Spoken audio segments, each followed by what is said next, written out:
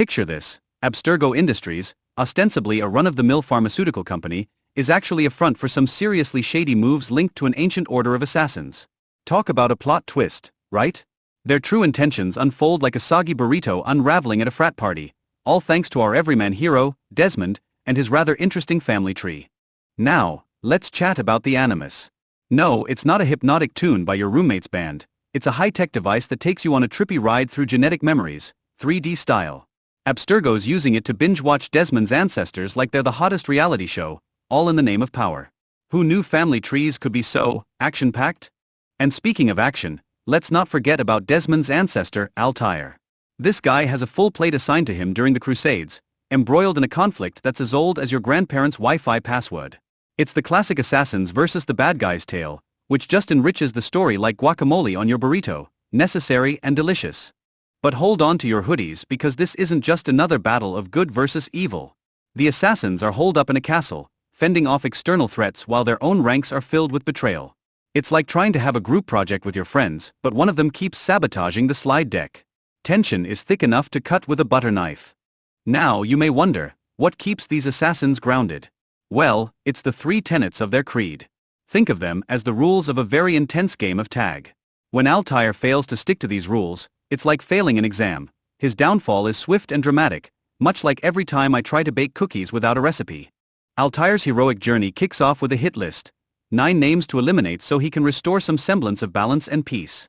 It's like being the designated driver and having to keep the peace between your rowdy friends. His solo mission is a reminder of how one determined individual can make waves in the sea of chaos, or at least a splash in the punch bowl. Now, how about a little herbal action? Meet Garnier, the guy who's stirring the pot, literally, by manipulating herbal concoctions. This guy's got ethical dilemmas that would make even your philosophy professor choke on their coffee. His experiments on power and morality reveal the darker side of humanity. Cheers to that. Speaking of moral complexities, we have the Crusaders and Saracens, who are at odds but also sharing ambitions like a couple of frenemies. It's like being part of a group chat where everyone rolls their eyes while still craving each other's likes. This alliance reflects how rivalries can be more tangled than your earbuds after a long day. And then there are the Knights Templar, led by Roberto de Zabla, who are about as subtle as a sledgehammer. Their aim? Conquer the Holy Land, not for divine purpose, but to fulfill their own agendas. These guys shape the political landscape faster than you can say student loans. Now, let's talk about the most tempting fruit of all, the Apple of Eden.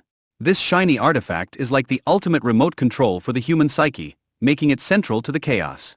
Who knew something that looks so appetizing could lead to so much discord? It's the original forbidden fruit, and trust me, it came with a hefty side of drama. Desmond, our guinea pig, protagonist, is the 17th test subject, and let's just say his mental stability is hanging by a thread.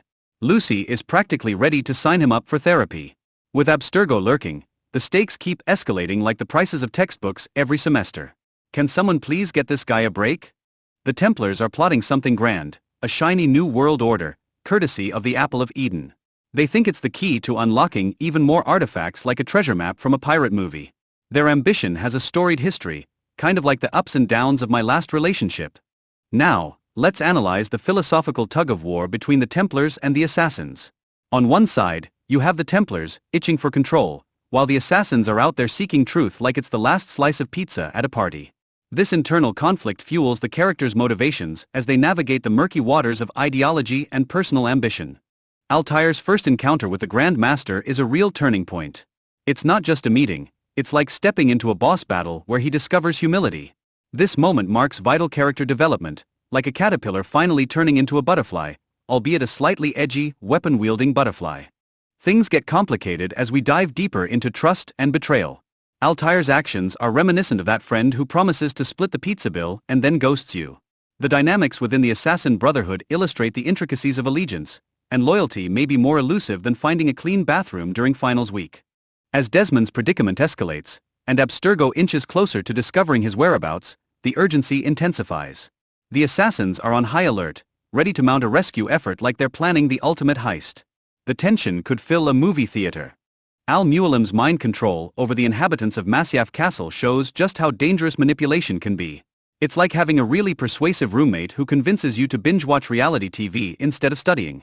When Altair confronts his master, it leads to a battle that's more exhilarating than finding out class is